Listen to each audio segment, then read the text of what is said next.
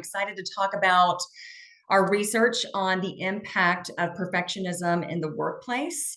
This is our third national research study on the impact of perfectionism in the workplace. So it's something that we are really dedicated to. It's a main part of what we do at Vitale and Company. And so I'm excited to bring the research to you. And so I want to talk a little bit about, because some of you who join this call know me and some of you don't. And so I want to talk a little bit about why we study perfectionism in the workplace and why we think it's a big deal. So I am someone, you all, who struggled with perfectionism most of my life. I grew up in a household that indirectly promoted perfectionism. And so I started searching for perfectionism, trying to be perfect, people pleasing, looking for external validation as a really young child. And even in college, struggled a lot with perfectionism. Part of you all know my story, so I'm going to share it. But my perfectionism was so extreme that when I was a senior in college, I discovered Adderall and I became addicted to it for 10 years. So for 10 years, I was addicted to this substance that I thought would allow me to be perfect, right? It allowed me to work, 28-hour days. It allowed me to be extremely thin without trying. And so I thought I could be perfect. And 11 years ago, I made the decision to get sober and I started doing a lot of reflection work. And I started looking internally and I realized that my true addiction was to perfectionism. And I started studying it because I used to lead the marketing and business development and client engagement teams for large law firms, a very highly perfectionistic environment. And so I started looking around and I was like, wow, my colleagues are struggling with perfectionism. So many people are struggling with perfectionism and we're not talking about it. And as I started talking to organizations about it, they even downplayed it. They were like, oh, perfectionism really isn't a problem, or that's a female issue. So talk to the women about that. And I was like, actually, it's a human issue. And so I started looking for research, right? I wanted data to back up what I knew was true. And I couldn't find the research. And so I decided to get the research myself. So we have done 3 national research studies on the impact of perfectionism in the workplace. The first study we did in 2020, so in the middle of the pandemic, so it was December of 2020 was our first study. Our second study was in June of 2023, and then our final study, this third study, is this year. So hot off the press. And I want to remind everyone if they can mute themselves. But our third and final study was done in 2025, just a few weeks ago. And so I'm excited to bring you all for the first time the results of perfectionism in the workplace. So I also want to talk to you about what we're going to cover today. I am going to go over the research. You all will receive the full research report in a follow-up email. So I'm going to cover the highlights today. I'm also going to talk about not only the research, but what do we want to do about it? So I'm not just going to share the facts, but like, what are some things that we can do about it? I'm going to share some tangible ways that you can make some changes as a leader and also in the workplace. And then I'm also going to share with you some of the things that we're doing currently with clients to change the perfectionism problem. So I'm excited. Also, I want this to be conversational. So if you have questions as I am presenting this, feel free to unmute yourself. However, if your perfectionism is loud today and you don't feel comfortable asking a question, feel free to put it in the chat box. So I want this to be a conversation. I want us to have a discussion around perfectionism. I would love to know what you're hearing and seeing. And so I'm excited. Let's get started. And then again, I just told you about me. I am the founder and CEO of Vitale and Company. And so we do all things leadership development, strategic advisory for companies that are, have 50,000 employees, companies that have 500 employees. So all different industries, all sizes. We're based in Lexington, Kentucky, and do work nationally. We are a trailblazer in the perfectionism research area, and we do a substantial amount of work around trust, which will be a huge theme today. Our goal is to turn the volume down on perfectionism and turn the volume up on trust in the workplace. A little bit about our organization. We have a signature trust catalyst system. And so we do trust diagnostics for the workplace to actually measure and quantify trust and psychological safety. And we do a lot of work around that. We've worked with more than 130 organizations, more than 20,000 employees. We do a lot of keynote speaking. We have 3 books out. And so this is the least important stuff. Let's get to the facts and the data, the most important stuff today. All right, so about the research study. So just facts about the study. We have 1,700, more than 1,700 participants in this study, so a really good sample size. 50% of that sample size were individual contributors, the other 50% were people leaders. All people in the study were full-time employed, ages 18 to 75. So we've got all generations. It was also 50-50, those that identify as male versus those that identify as female. So a really good spread. I want to talk about some of the main highlights, of the research. And the organization that we partnered with to do this research for us was the University of Northern Colorado. So you all, I was not out here sending a Survey Monkey report to people. It was a legitimate survey. The University of Northern Colorado handled it for us. We told them our goals and they made it legitimate, made sure that we didn't have misleading questions. And so these are the results that we got. So let's talk about some of the highlights. So you all, 93% of people are struggling with some form of perfectionism. And this has been consistent across all three of our surveys. So the 2020 study showed 92%, the 2023 study showed 89%, and now we're back up to 93%. So again, basically everyone is struggling with some form of perfectionism. Now, it doesn't mean that you are an extreme perfectionist like me, but there are different pieces of perfectionism that people are struggling with. And so when we think about perfectionism, you all, when we think about the symptoms look like people pleasing. It looks like not delegating. It looks like avoiding conflict. It looks like overcommitting to deadlines. It looks like this kind of addiction to achievement, chronic multitasking. It can look like the avoidance, right? Procrastination, analysis paralysis, right? When we think about how it impacts us as individuals, you all, perfectionism actually impacts our productivity by 61%, right? It impacts our ability to get things done by 61%. And so if we're thinking that perfectionism is just kind of this, issue out there, it actually is embedded in everyone's work experience at work, right? So it impacts our productivity because we question our decisions, right? We experience chronic overwhelm. We obsessively think over a mistake that we made. I mean, think about a typo, right? We send an email to our leadership team, and after we hit send, there's a typo, and now we're reeling. And so it can look different for everyone. It also impacts our ability to innovate by 66%. So these data, those facts aren't on this actual sheet. I just wanted to give you an impact of like the big picture and how it impacts organizations. So perfectionism actually impacts our ability to innovate and problem solve effectively by 66%. And that's huge, right? As organizations, our ability to be innovative is our ability to compete and be competitive. And so that's important. So now let's talk again about the data that's on this slide. So more than half of the respondents said that perfectionism has a negative effect on their work. 48% say that perfectionist expectations are actually creating a fear of failure, which impacts their ability to build trust or trust even in their leader. So you all, when we're thinking about the fear of failure, when we're thinking about the fear of making a mistake, this is a huge thing that we've been working with organizations. Because what I have found is, as we've taught how to build trust in the workplace and also how to turn the volume down on perfectionism in the workplace, trust is really the solution. Focusing on trust is actually how you turn the volume down and release the need for perfectionism in the workplace, because this is the fact, perfectionism and trust cannot coexist in the workplace, right? It's one or the other. And so a huge part of turning the volume down on trust and turning the volume down on perfectionism and turning the volume up on trust is creating a higher tolerance for risks, mistakes, and failures, right? Creating more capacity in your organization for those things.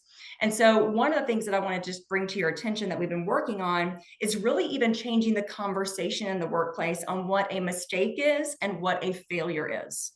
So when I think about the difference between those things, a mistake is actually something that is unintentional, and a failure is something that is intentional. So I want you to think about that, right? A mistake is unintentional, failure is intentional. Failure is intentional because it means we're experimenting. We're trying new things, right? We're innovating.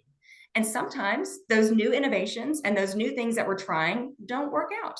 And so actually failures are indicators that we're moving towards success, that we're taking action. And so it's really important as leaders to change the narrative on what a mistake and what a failure is. And I'll talk more about that and what other of our clients are doing to talk about that and kind of change the narrative. All right, so again, back to the slide. Sorry, I'm really into this stuff, so I can go off topic. So 73%, you all, reported setting highly extreme or extremely high expectations for themselves. And of that 73%, 57% acknowledge that those expectations are really difficult to meet. So think about just the mental aspect when we set those unrealistic high expectations for ourselves, right? It leads to burnout. It can lead to low engagement. Also, these stats I feel like are really staggering. So if we think about like the hidden cost on productivity, which is what I was just talking about, right? Overall, it impacts our productivity by 61%, right? 88% of the respondents said that they spend part of their workday overthinking decisions, right? That's nearly everyone is spending a piece of their workday overthinking decisions. And so a tool for this as leaders, something I want you to take away from you is how are we empowering our leaders to make decisions? How are we teaching them to become better decision makers? Because that is a really important piece to being more innovative. And also that kind of self-confidence and self-trust. So that's a lot, again, of the work that we're doing is really even teaching people to be better and more effective decision makers. 83% are procrastinating tasks during the day. Right? That is a lot. Again, this impacts productivity. This impacts revenue.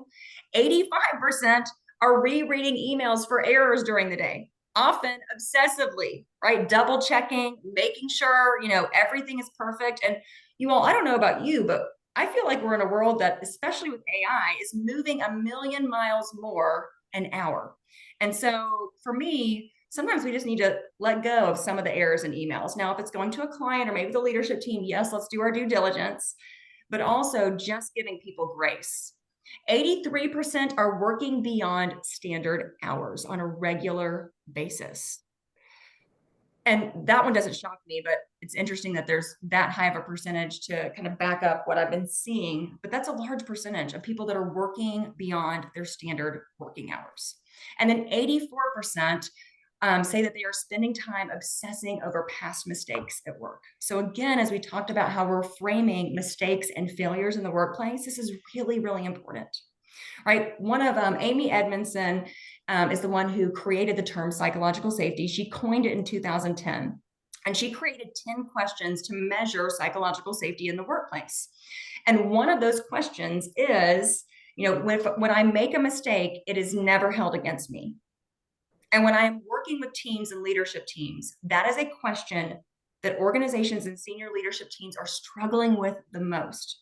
How do we not hold hold mistakes against people? And so again, there are varying levels of mistakes, there are varying levels of failure, but this is a huge area and a huge opportunity for organizations to turn the volume down their perfectionism by turning the volume up on trust. So these were some of the most staggering stats for me, things that I'm seeing, but to see them in the 80 percentiles was really interesting for me. And then let's continue. I'm going too fast. All right. So here's some other stats, right? So 50% of people are experiencing this pressure to present as highly capable at all times, right? They're feeling like they have to show up more capable. They have to present as more capable. And again, this extra pressure that we're putting on people. 53% are saying that these unspoken expectations are causing them ongoing stress. So when we think about unspoken expectations, this is an area, right, where we can be clear, where we can set very clear expectations, right? Are we having the right performance conversations? Are we having the right ongoing, coaching conversations? Because those unspoken agreements, those unspoken expectations erode trust over time. It also leads to resentment. It leads to lower performance. Then in the middle here, 40% are saying that perfectionism is making them, more critical of themselves and others. This is one I actually expected to be higher because as perfectionists, we typically tend to be the most critical of ourselves and even more critical than others. So I was a little surprised that I was low, but we'll go with what the data says. And then if we think more than 50% or 50% of the respondents said that perfectionism makes it difficult to give and receive feedback, right? This is huge for growth. So they're struggling to give feedback to others, maybe because they don't know how to do it, they feel unskilled or they haven't done it enough. And also they're struggling to receive feedback, right? They get the feedback, but their perfectionism causes them to shut down, which hinders growth, right? When we shut down, we're not able to hear, and so we're not growing. It makes it difficult for them to feel safe being honest. It makes it difficult for them to avoid judgment of themselves when they fall short of these unrealistic standards. So again, just that self-judgment. And then 48% are hesitating to admit mistakes at work due to a fear of judgment. So this one is huge, right? There's an Adam Grant quote, and I'm going to share it a little later. And it's one of my favorites that we use in a lot of our trust trainings. But basically the idea, the gist of it is we can't fix problems that we don't know about. Right? We can't fix problems that we don't know about, which means we can't become more competitive. And so if basically 50% of people are hesitating to admit a mistake, imagine what we're missing. I mean, this is huge. And again, it goes back to, I'm going to continue to beat on this drum, creating a higher tolerance for mistakes, risk-taking, and failure. So this is a huge area of cultural opportunity, you all. I'm going to continue to say this again and again because organizations are really struggling with this, and it's a huge opportunity to do better and create more safety and in your organization. I also want to talk about, when we talk about people hesitating to admit mistakes.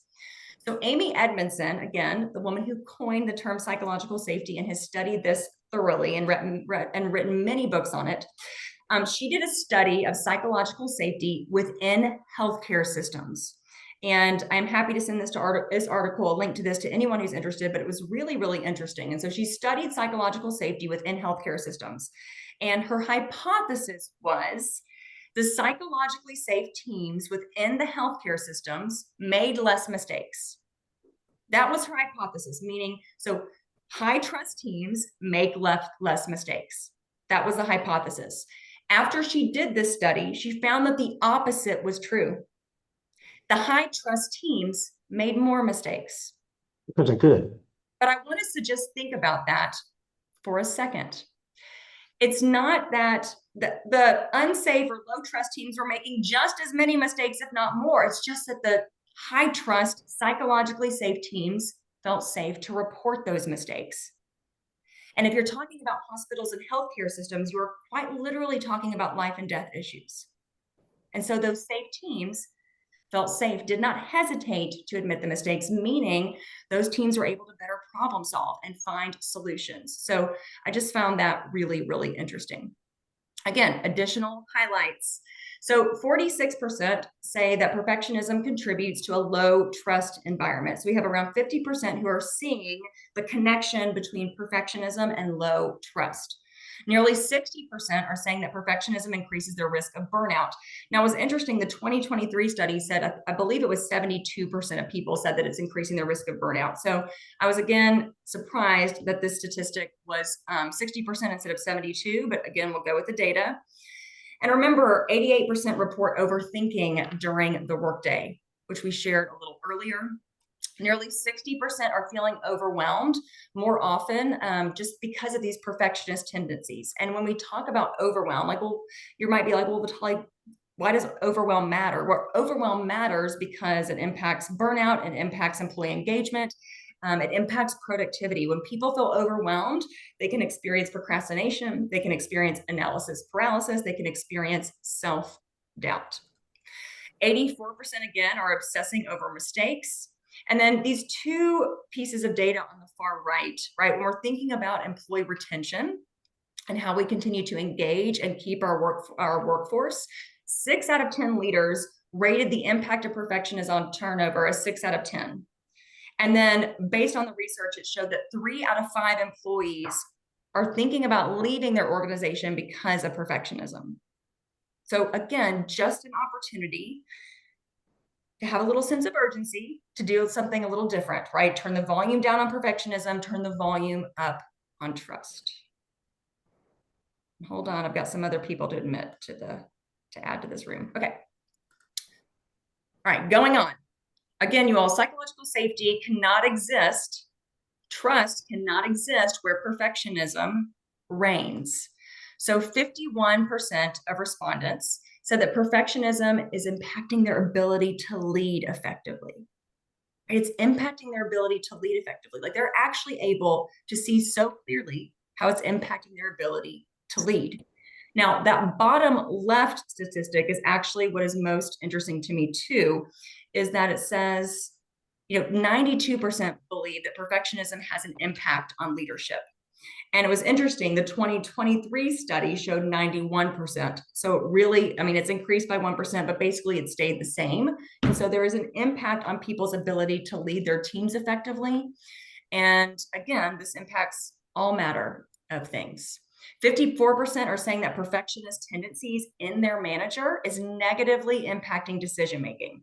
So again, this theme of decision-making, this theme of failures and risk-taking and mistakes, decision-making is huge for trust building, right? If we don't make effective decisions, if we constantly change our decisions, if we don't communicate about change decisions, it erodes trust. When we don't make decisions in an effective or timely manner, it hinders our team's ability to move forward, right? It impacts our ability to be more productive in the workplace. And when we're someone who kind of waffles back and forth on a decision, when we are a leader, and again, we're all human, but if we're someone who consistently waffles back and forth on decisions, it erodes trust. So they're seeing how this perfectionist tendency, right, our need to get things right, our need to avoid mistakes, right? We don't want to make a mistake with a decision, is impacting our ability to make decisions effectively, thereby impacting people's trust in us. 47% of the respondents said that perfectionism is actually weakening team communication.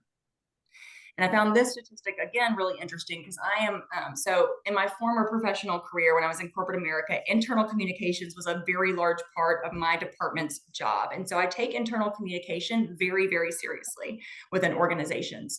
And when done effectively and intentionally is one of the easiest ways to build trust.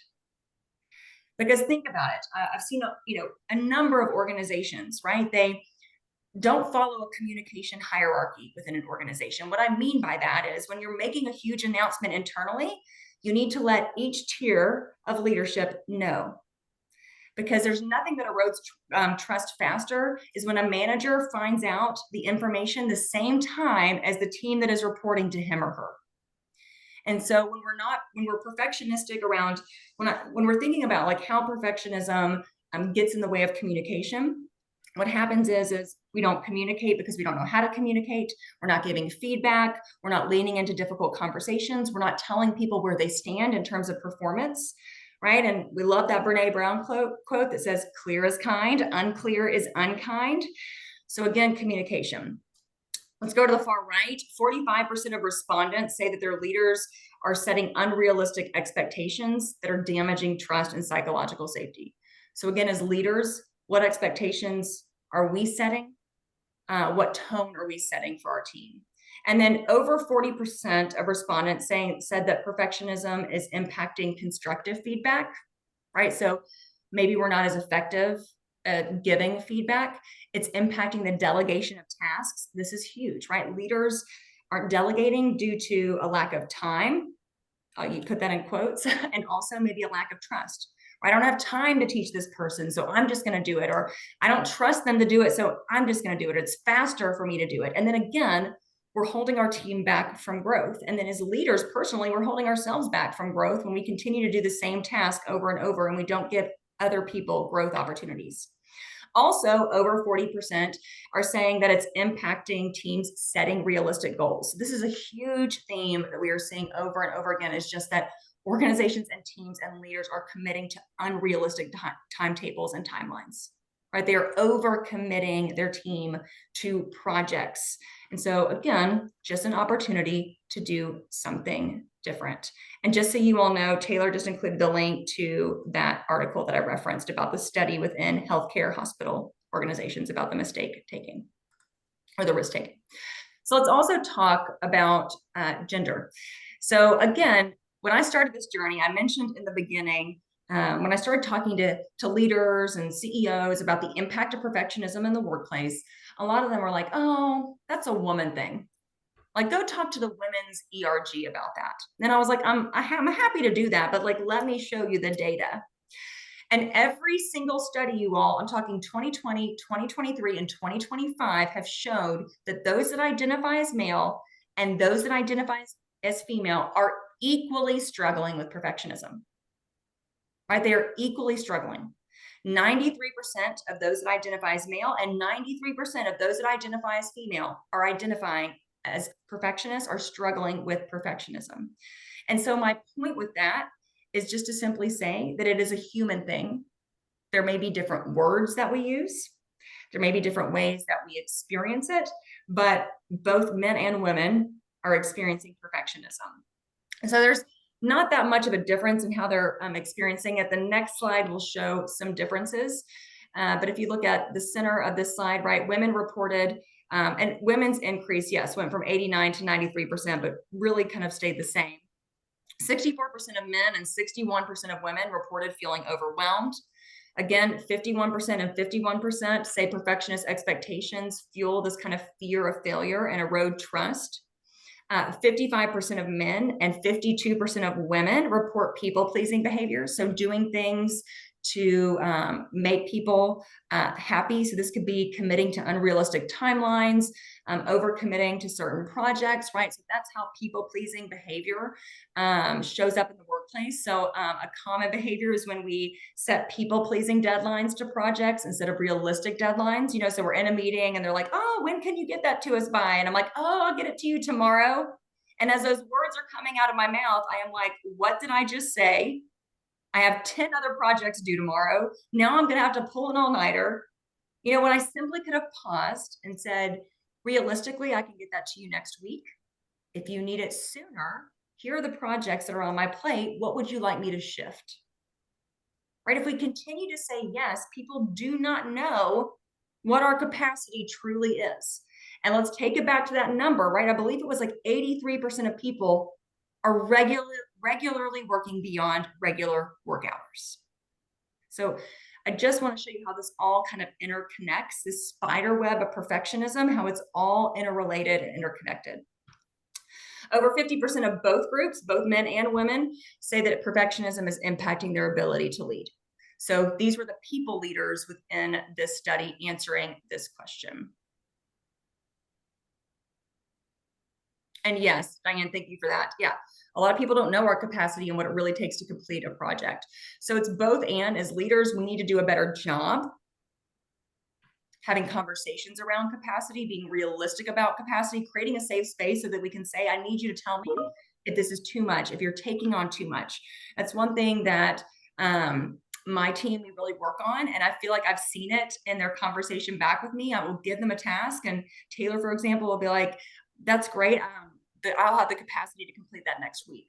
And I appreciate that because, you know, she produces a high volume of work. So does Allie. And so, you know, we don't know what we don't know. So as leaders, creating safety for those conversations is really important. And then as people too, we need to really advocate for ourselves as much as possible. And then a few other data points around perfectionism with genders, right? Those that identify as women reported lower morale and job satisfaction. They reported higher rates of self-doubt and conflict avoidance. So just avoiding conflict. This relates to, again, that people-pleasing behavior. And then they reported an increased pressure to appear highly competent at all times. I also want to note that that one piece of data right there, that's 35%, I think that was probably the lowest percentage we saw throughout the study. Like most numbers were like 45% and higher. And if you remember the beginning of the study, a lot of things in 88%, and you all will see the full report. When we think that about those that identify as male, they are second guessing other people's honesty more due to perfectionist cultures. They reported higher rates of the difficulty with delegating, decision-making, and communication.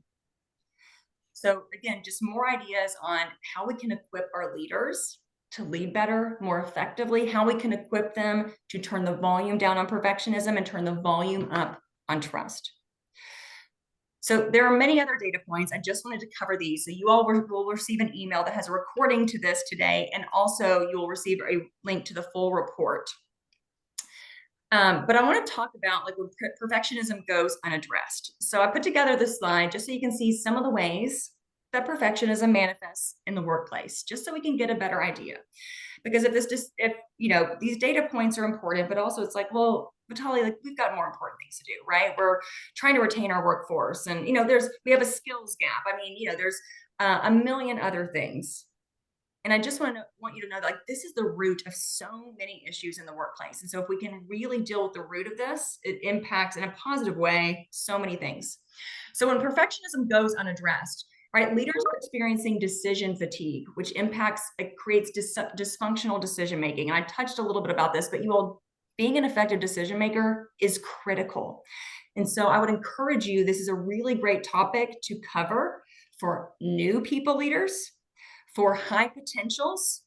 This is also important for individual contributors. While people may not be reporting to them, they are making decisions that influence the work and the culture every single day. And then obviously having a refresher even for our more senior leaders, right? So dysfunctional decision-making can exist at the top. People are leaving because their needs aren't being addressed, right? We said that perfectionism is impacting communication, but I think it was like by 46 or 47%.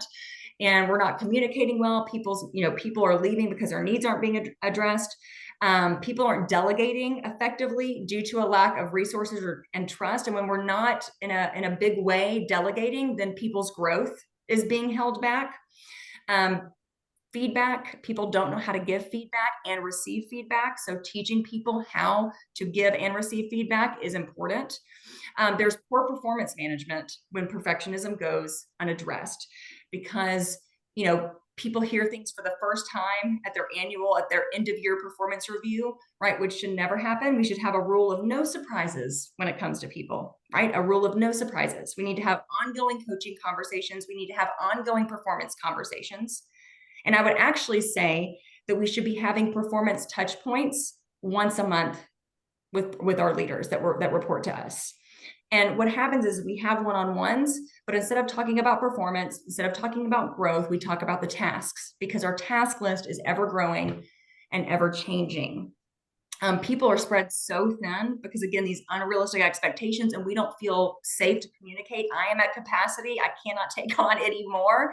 And so in turn, they are less engaged. They're less motivated.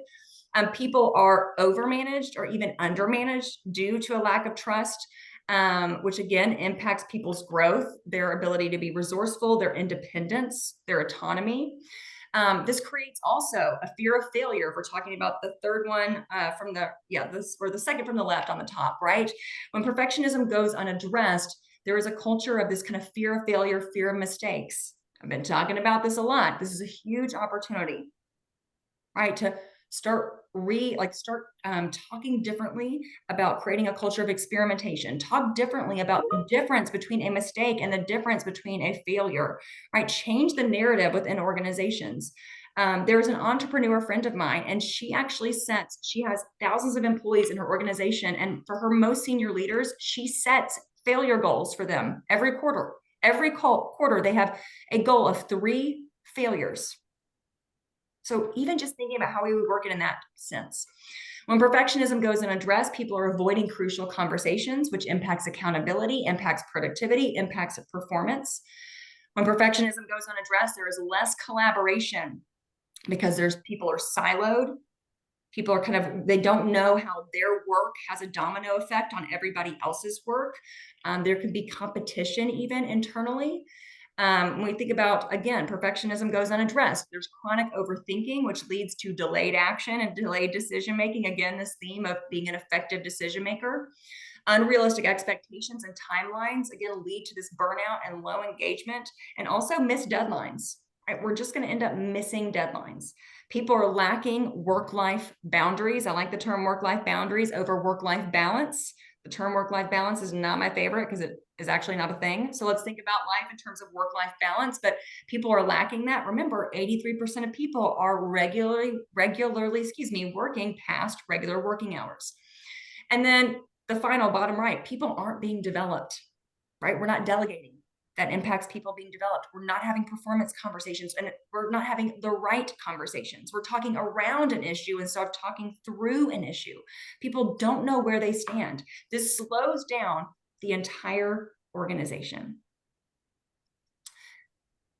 So there's this theme, right? Perfectionism and trust cannot coexist. And so we've talked about some of the themes, right? Like, let's focus on decision making. Let's focus on teaching people how to have the right performance conversations. Let's focus on increasing our tolerance for risk taking and failures and mistakes, right? Those are some things that we can start working on within our organizations. And this idea that real change happens when we turn the volume down on our perfectionism and we turn the volume up on trust. So what does it look like to turn the volume down on perfectionism, right? When perfectionism exists, again, we've been talking about this a lot, but just to recap, right? Decision-making stalls due to a fear of mistakes.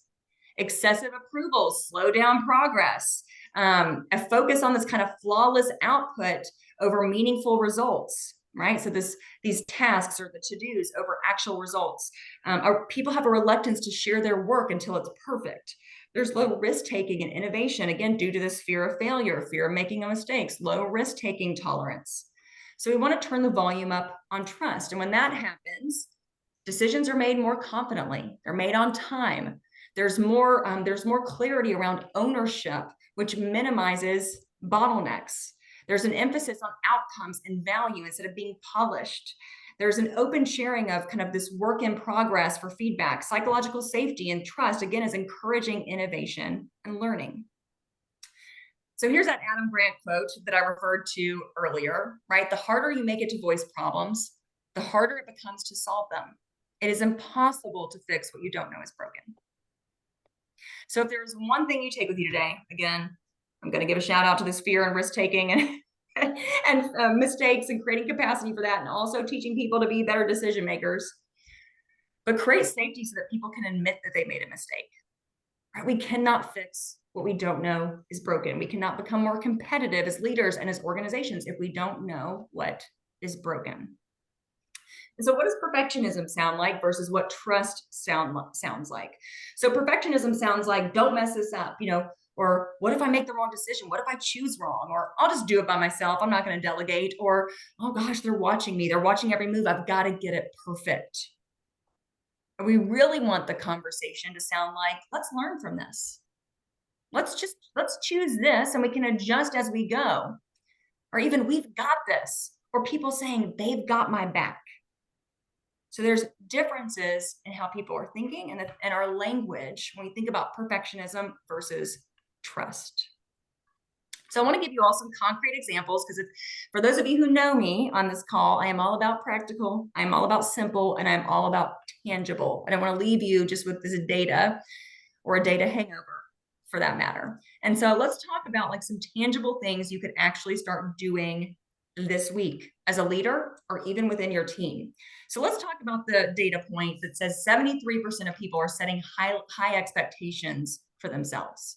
So really it's this perfectionist mindset, right? Where it's like all or nothing. It's kind of all or nothing mindset. And so one of the things that we do with organizations is we really teach them to embrace this tool called 85 versus 100. So it can be really powerful. So what happens, you all, is that when people think that every project, every draft, every email has to be 100%, it slows down progress. So think about the new person on your team, the new Gen Z on your team, and he or she has just drafted her first project brief, and she or he is sitting on it, right? The draft was written 2 weeks ago, but they are in deep fear of showing it to you. And so 2 weeks have now passed where you could have given them feedback, you could have given a performance conversation, you could have coached them. And so we love the 85 versus 100 rule, because what if everyone on your team had permission, right? All first drafts on our team are 85%. If that person had permission for it to be 85%, they would have gotten it out the door. And you would have already given them feedback. you would already be moving forward on the second draft, the third draft, right? You'd be moving forward faster. And so I encourage a lot of my clients to think about their entire team structure and their tasks and to literally think what needs to be 100% as best as possible, right? We got to do our due diligence. And what can be 85%, right? A spreadsheet of numbers that goes to the board of directors probably needs to be 100%. But an internal email or a first draft can be 85%. So that is something that you could actually unlock and work on your team with today. Let's think about the other insight where it said 48% say that perfectionist expectations are creating a fear of failure. All right, we're going to talk about my favorite topic, which is creating tolerance, increasing tolerance for mistakes, risk-taking, and failures. So we talked about this earlier, but you all, it could be so powerful. Not it could, it is so powerful to reframe a mistake versus a failure, right? That mistakes are unintentional, that failures are intentional. And I'm not saying that people can just go ahead and make mistakes, but also it's this idea, is this mistake a moment or is this mistake a pattern? Right? If it's a moment, we may not necessarily need to address it. Now, if it's a safety issue in a manufacturing facility, yes. I mean, safety issues are black and white, right? That's a different level of mistake. Right? If we're in the healthcare system, there's different levels of mistakes. But again, just reframing mistake versus failure. And then this other insight, 88% are overthinking their decisions during the day, because what perfectionism does, you all, is it gets us out of our hearts and into our heads. And we experience this kind of analysis paralysis. And so we use a really fun problem solving tool. And I'm telling you, I think Taylor and Allie's is probably our client's favorite tool. We use it as a team all the time. Our clients use it. And our favorite tool is called 131. So I'm going to tell you, and you all are probably going to think that's way too simple, but it's actually really powerful. And all of our clients are using it, all industries. So 131 is a term for problem solving. And it's, what is the one problem we're trying to solve for? What are the 3 ways we could solve it? And what's the one way you want to solve it? What's your 131? This tool is used to co-collaborate on teams, right? So say we're having a brainstorming session on a team where we need to solve a certain problem and we're just deadlocked. Take a time out and say, like, what is our 131? Let's just get clear. Like, what is our 131? It also can be used individually. Like, I use it personally. I'm like, okay, I'm struggling with this decision. Like, what's my 131? It also helps your team become better problem solvers. So when they come to you and they're like, how do we solve this? You're going to say, what's your 131? So it can be a really powerful, easy tool. You're thinking, oh, that's too simple. There's no way it gets you to the answer. But it actually, what it does is it calms your mind and gets you to the answer immediately. I mean, I don't think we've ever paused on a decision using the 131. I mean, it really gets us clear and moving forward. And then the final insight, right? 53% are saying that unspoken expectations are creating stress. And so for this, it's like, I want us to be really thoughtful about being clear. So teaching people to have effective performance conversations, maybe even saying, like, we really want performance touch points on a monthly basis. And performance can even be great performance feedback, right? It doesn't have to be the hard performance feedback, but maybe we create expectations that there need to be performance touch points on a monthly basis, right? Because one of my favorite quotes, which we're about to share, I believe, yes, another one by James Clear, is that goals are for people who care about winning once. Systems are for people who care about winning repeatedly. And so if we want people to win repeatedly around performance and performance conversations, we can't just say, have better performance conversations. We've got to create a system that says, yeah, we want everyone, the system is, you are having monthly, at least one touch point a month with every person that reports to you on their performance. And it can be good touch points, but we've got to be having performance conversations, right? There's constructive feedback and there's also positive feedback. So making sure that we're giving that. So here are just 4 areas, 4 things that you could do.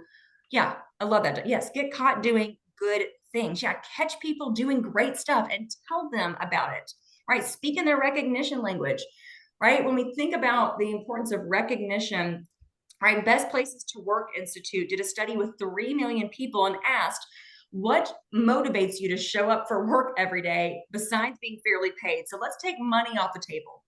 30% of 3 million people said being recognized at work. So how does perfectionism get in the way of us recognizing people? Well, perfectionism takes the humanness and the humanity out of work.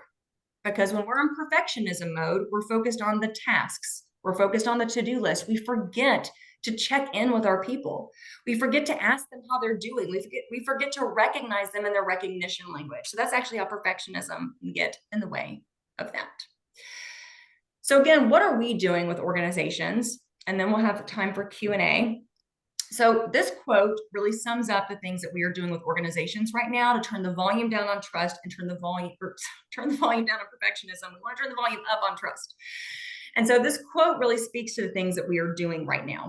And so the quote is obviously, goals are for people who care about winning once, systems for people who care about winning repeatedly. And so what we're doing with organizations right now is we're helping them operationalize trust. Right? We have all the metrics in the world, you all, for performance, and we have no metrics for trust. And we have no metrics for trust because it seems so abstract. It seems so intangible. So the work that we have been doing with organizations has been really powerful.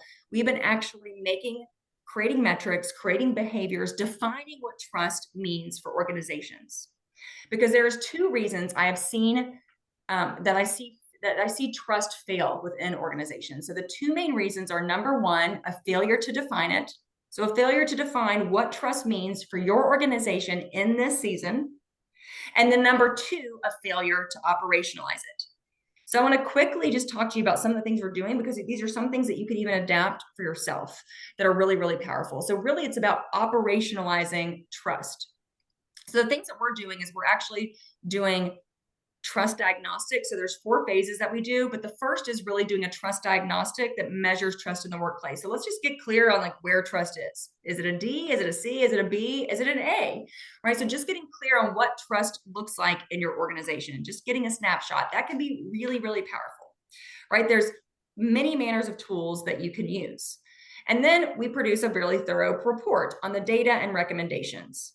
Then what we're doing is we're creating the trust operating system with leadership teams. So this can be a leadership team of a department. It can be the leadership team of an entire organization, but we are meeting with leaders to define what trust means based on the research, based on what we know.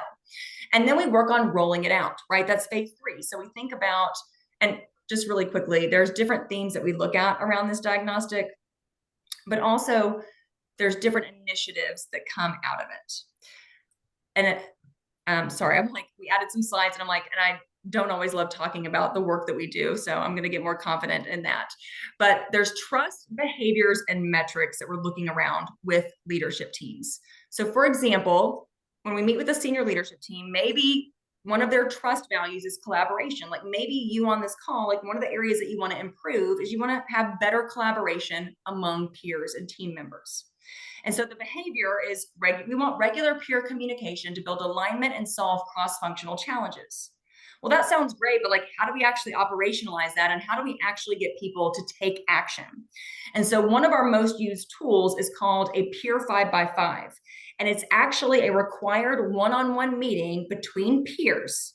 So I'm talking manager to manager, vice president to vice president, supervisor to supervisor, director to director, because as organizations, we incentivize people to meet vertically, right? Who you report to and who reports to you. We do not require people to meet horizontally. And I believe peer relationships are really critical to organizational success. So that's a way that you can actually create a metric. So really, really powerful. So we create, again, what are your values, what are your behaviors, and what are metrics? And here are some examples, right? So let's say recognition ends up becoming a value for you. And again, this is all in an effort to turn the volume down on perfectionism so we can turn the volume up on trust, right? An example could be, we want the behavior for recognition to look like people consistently acknowledging and celebrating contributions and successes of their team. Well, again, that sounds great. We love the behavior, but like, what is a metric? How do we consistently do this? And so we have leaders, doing monthly recognition scorecards. We have teams doing recognition language trainings and people recognizing each other in their recognition language. So there's so many different ways that this can look. And there's so many different impacts of this, right? It increases collaboration, performance, engagement, increasing, again, that tolerance for risk-taking and failure. So there are many different ways that we work with organizations, but this perfectionism research is really, really important to us. because it's so important. It's something that we overlook, and there's a spider web of it. I mean, if we think about the data from those first slides, and I've got some paper copies in front of me to remind me of the actual data points so I don't get things wrong. But again, you all, 88% of people are spending part of their workday overthinking decisions. That's nearly 100%. 83% of people are procrastinating. 83% are working beyond standard working hours. 85% report rereading emails during their work days because they're so afraid of making a mistake or an error. 84% spend time obsessing over a mistake that they made. So there's some really critical shifts that we can make to change the narrative within our cultures and with our teams. And I would start looking at increasing tolerance for risks and mistakes and failures, and changing the narrative around that.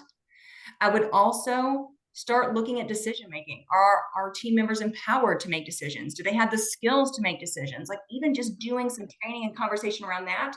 And I would really look at empowering people. Are people trained appropriately to have the right performance conversations? Yeah, and Rebecca, thank you for that. Yeah, peer-to-peer regular connections are essential to reducing silos, building relationships, and help building trust. I know that, Rebecca, y'all been doing the Peer 5x5, so I'm glad that you've seen the benefit of that. So what I would like to do is just open it up for Q&A. I also want to let you know that if this research is informative for you, if you think it's really powerful, I am happy to do this within your organization. I'm happy to offer for all of those on this call a complimentary virtual session for any team within your organization to talk about the data points, and we can talk about the data points that are relevant to your organization too once you view the entire report.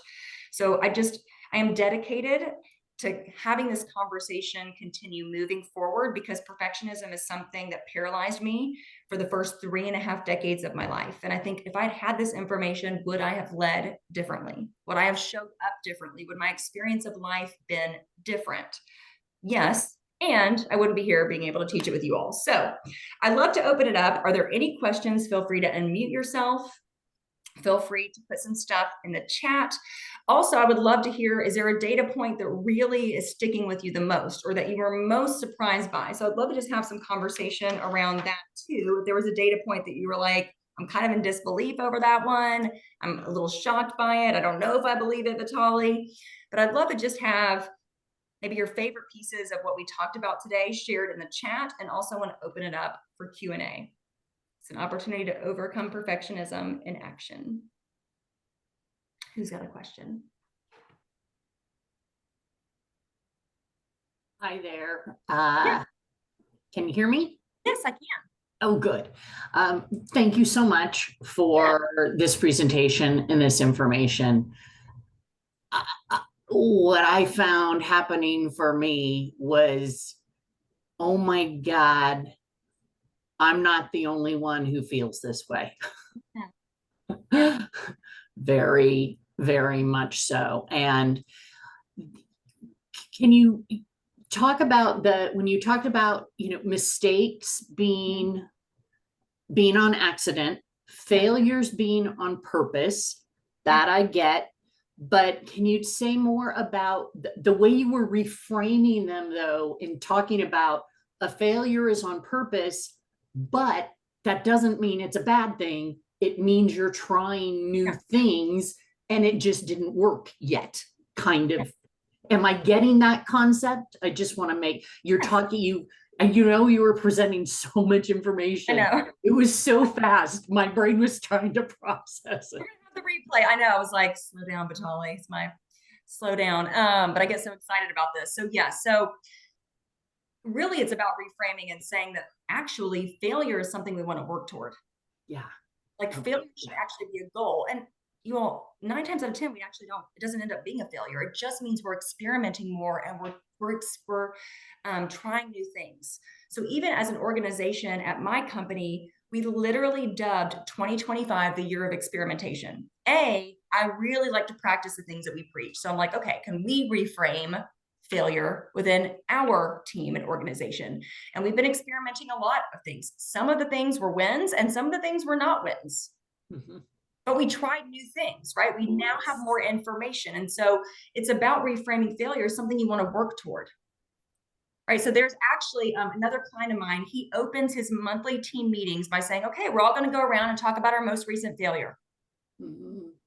And He didn't start the meetings with that, right? People probably would have freaked out and not known what to do. I mean, he started the meetings by talking about his most recent failures. And then he was like, I want to work toward all of us talking about our most recent failures. So it's changing the narrative in slight ways like that, or saying, you know what, for the senior leadership team, you all have you have a goal of 3 failures a quarter. Like, I want you to shoot for having 3 failures a quarter. So imagine all the new things, all the new ideas, also all the outside of our perspective, outside of the box thinking that we would have. And man, we would be more competitive, more profitable. I mean, it would be really powerful if organizations can really start owning this. And we have to treat them that way. We can't just say it. We have to really change the narrative and how we respond to those things too. Does that help? Yeah, it Okay. does. Thank you. Okay, great. And then Jamie, you asked, can you remind me more about the 5x5 model? Yes. So we have developed 5 questions for our clients, and it's called a 5x5. And they are 5 questions. So it's the pure 5x5 is like 5 questions in 5 minutes. Now it's really like 5 questions in 20 minutes, but I like 5x5 better than 5x20. So call it whatever you want, but the 5x5 just sounds catchier to me. And so there are actually 5 questions that we have developed that peers are required to ask each other on a monthly basis. Now, you can go beyond those 5 questions, but they are really powerful questions around how can we collaborate better? What's something that you want help problem solving with this month? Like, it helps people think outside of their perspective, collaborate, it increases communication. And it's important to use the same 5 questions every month. And you're asking, well, why? Well, because people come prepared then to answer those questions. So that's why it's really powerful. So that's the pure 5x5, excuse me. Anything else that you all have questions around?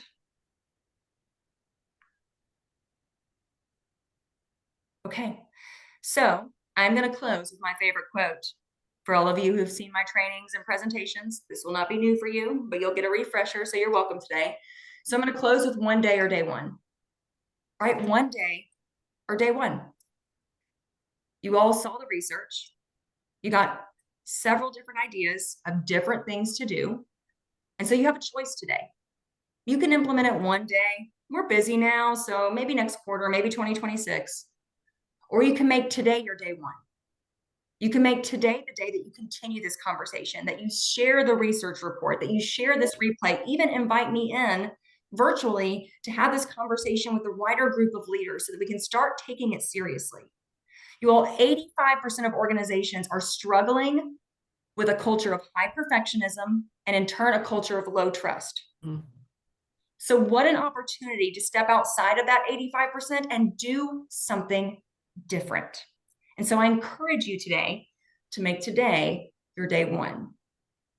Thank you for attending. You will receive an email that has a replay to this recording and also a link to the full report and ways to schedule a virtual session with me should you choose to do that if you want to bring this information to your organization. I would love to offer that complimentary because, well, you can tell I love talking about this.